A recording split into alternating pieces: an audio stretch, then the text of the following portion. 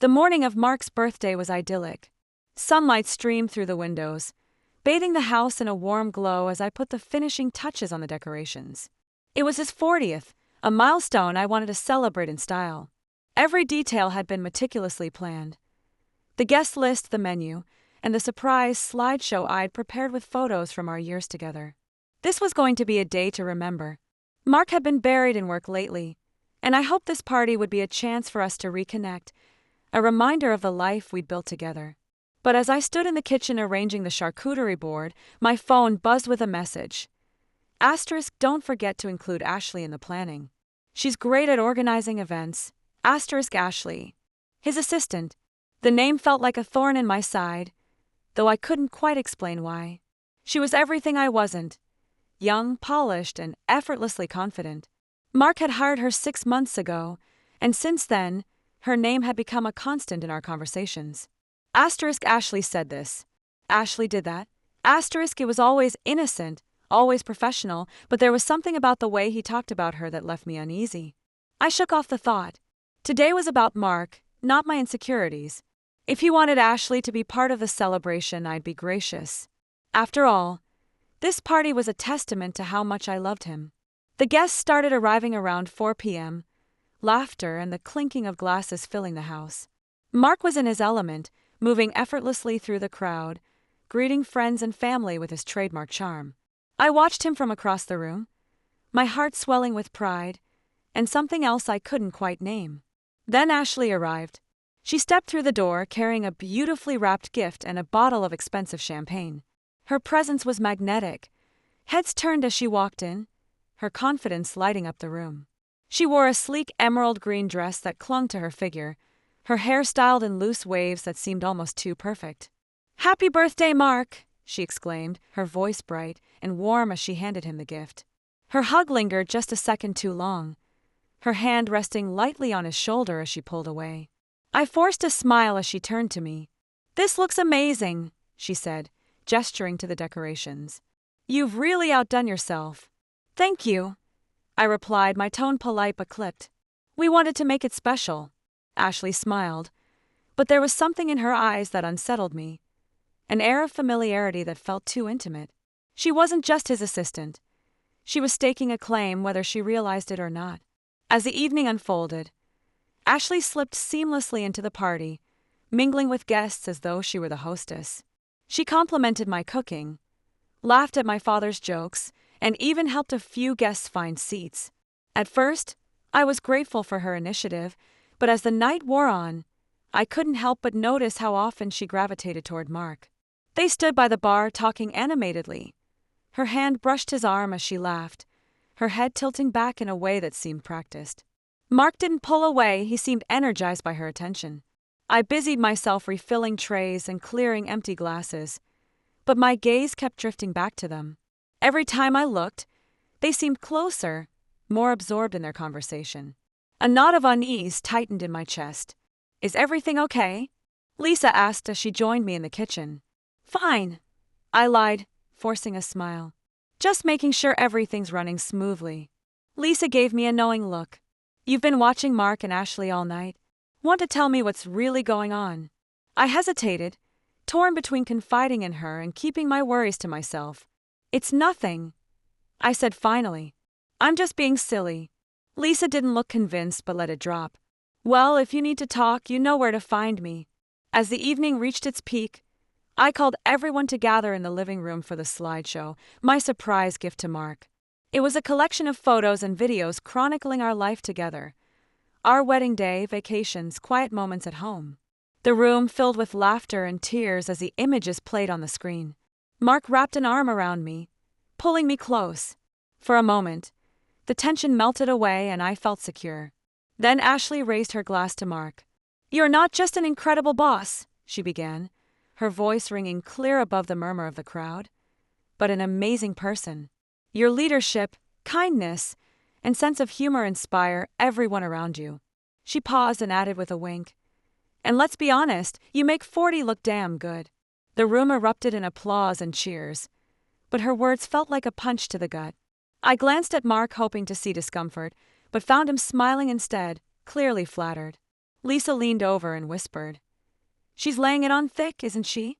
I nodded silently as my stomach churned. Any warmth from earlier vanished under gnawing doubt that refused release even after most guests left hours later, while Ashley lingered offering help cleaning up, which only made things worse when declined outright due patience, wearing thin already seeing them exchange brief hugs near front door before returning inside where confrontation loomed inevitable despite attempts to suppress rising anger until finally unable to hold back any more blurting out sharp remark about comfort levels between them, both leading into tense exchange, ending unresolved, leaving behind lingering unease, casting shadow over what should have been joyous celebration, now tainted by suspicion creeping deeper each passing hour, until next morning dawned quietly amidst remnants left behind from festivities gone awry.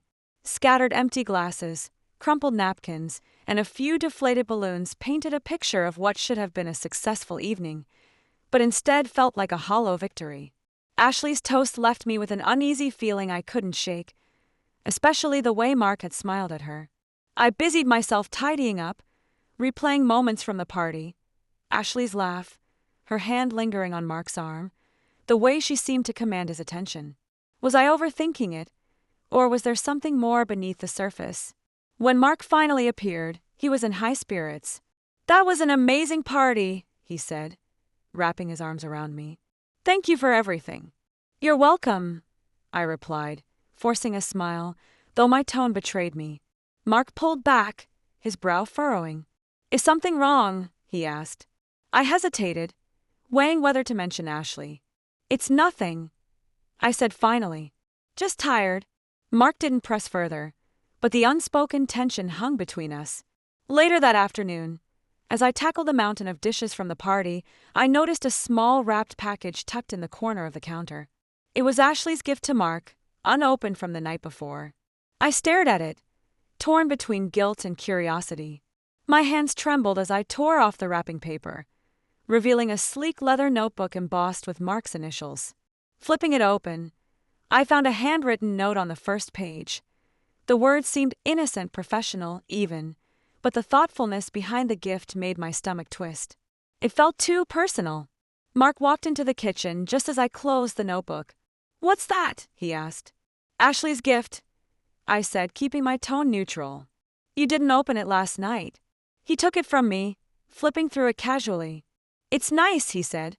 "She's always so thoughtful." Thoughtful. The word stung.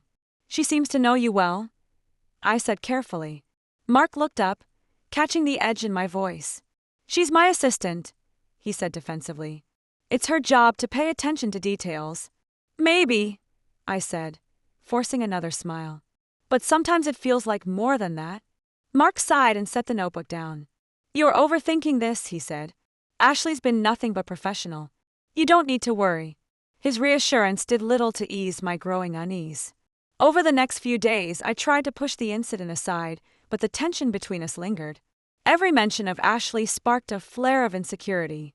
I hated feeling this way, paranoid, jealous, but I couldn't shake the suspicion that there was more to their relationship than he admitted. One evening at dinner, Mark's phone buzzed on the table.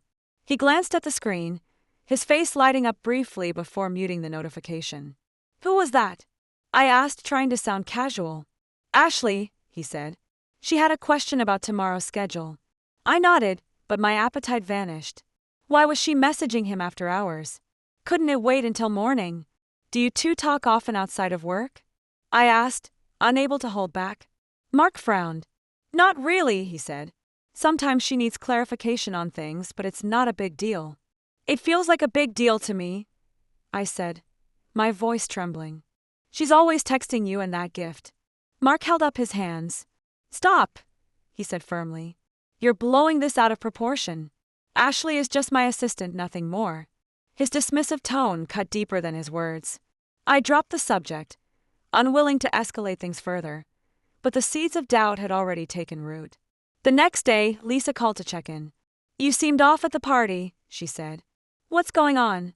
I hesitated but finally spilled everything. Ashley's behavior at the party, her toast, the notebook, and Mark's defensiveness. Lisa listened quietly before speaking in her calm but firm way. "You're not crazy," she said. "Something about this doesn't feel right. But before you confront Mark again, you need more information." Otherwise, he'll just keep brushing you off. What do you mean? I asked. Pay attention, Lisa advised. Not in a sneaky way, just observe how they interact. Look for patterns. If something is going on, it'll reveal itself.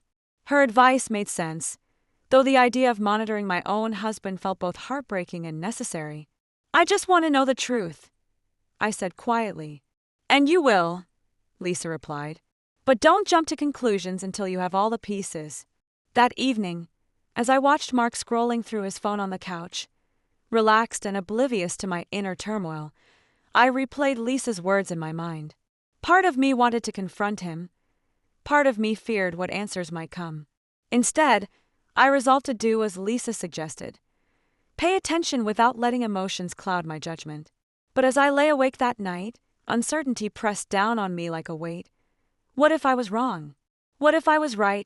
And what if the truth was something I wasn't ready to face? Mark seemed oblivious to my struggle, carrying on as though everything was normal. But for me, nothing felt normal anymore. I began noticing details I'd previously ignored. Ashley's frequent texts, her overly personal remarks about Mark's preferences, and the way she always seemed to insert herself where she wasn't needed. One evening, as Mark and I prepared dinner together, his phone buzzed on the counter again. My eyes flicked to the screen. Ashley's name flashed across it once more. She needs clarification on tomorrow's meeting agenda, Mark said casually before silencing it again. I nodded stiffly but couldn't help wondering why she always needed him after hours, and why he never seemed bothered by it. The tipping point came a few days later when I decided to organize photos from Mark's birthday party earlier that month while waiting for him at home alone one evening after work had run late again to yet another urgent call from Ashley requiring immediate attention. As soon as those images loaded onto my computer screen, though, there they were.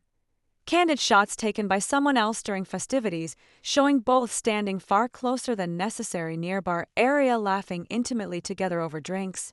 Their body language screamed familiarity beyond mere professionalism. And suddenly all those nagging doubts came flooding back stronger than ever before, leaving no room left inside headspace except fear over what might be happening behind closed doors without knowledge or consent. In one photo, Ashley leaned toward Mark, her hand resting lightly on his arm. In another, they were laughing, their faces inches apart. My stomach churned as I stared at the screen. The pieces of a puzzle I didn't want to solve were falling into place.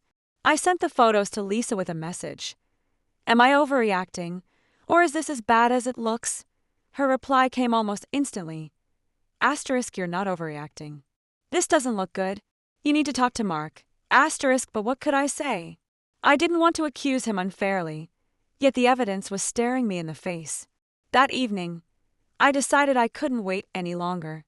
As we sat on the couch, Mark scrolling through his phone and me pretending to read, I took a deep breath. Mark, I began, my voice trembling. Can we talk? He looked up, his brow furrowing. Of course. What's wrong? I hesitated, searching for the right words. It's about Ashley, I said finally. I've been feeling uneasy about how close you two seem.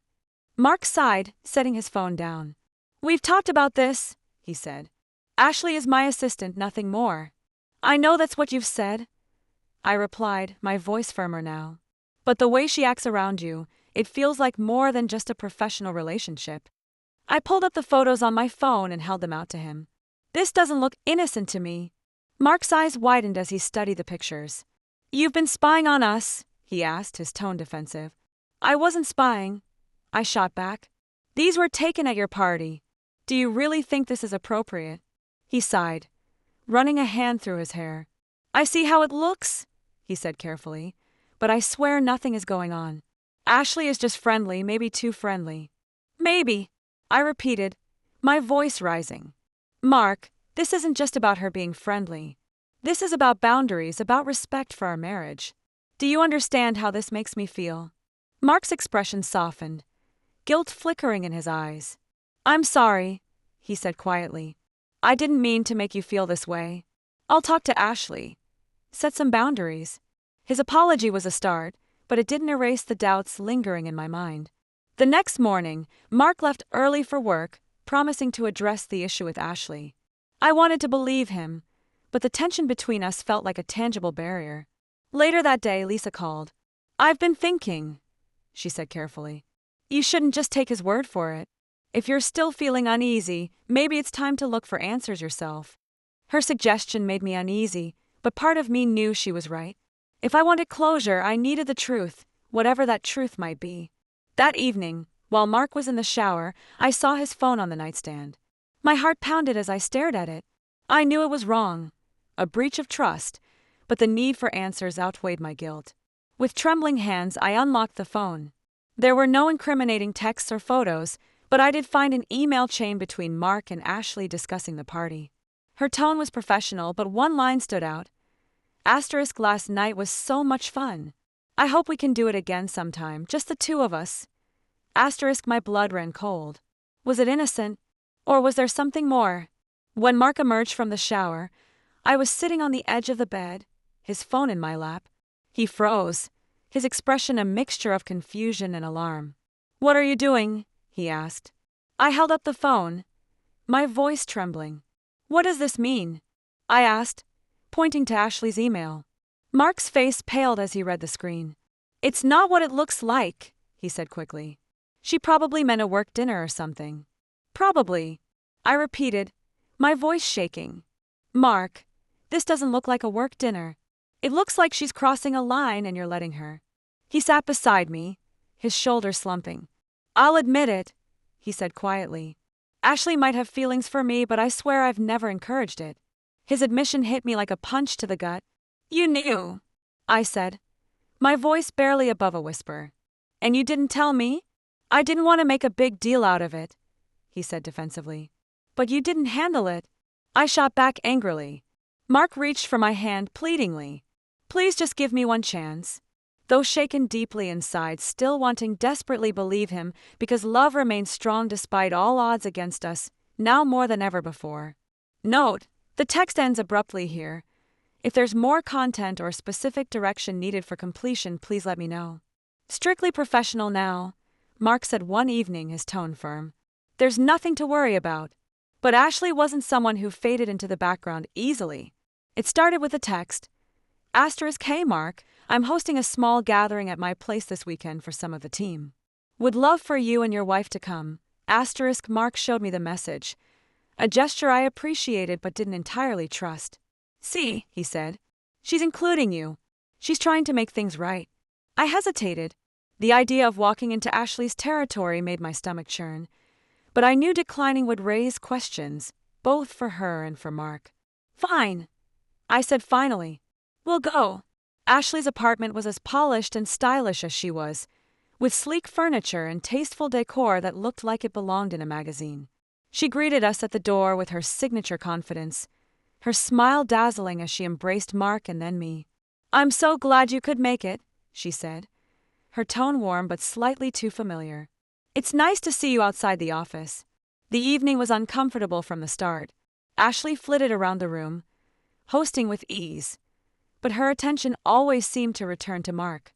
She laughed a little too loudly at his jokes, found excuses to stand close to him, and even poured his drink without asking.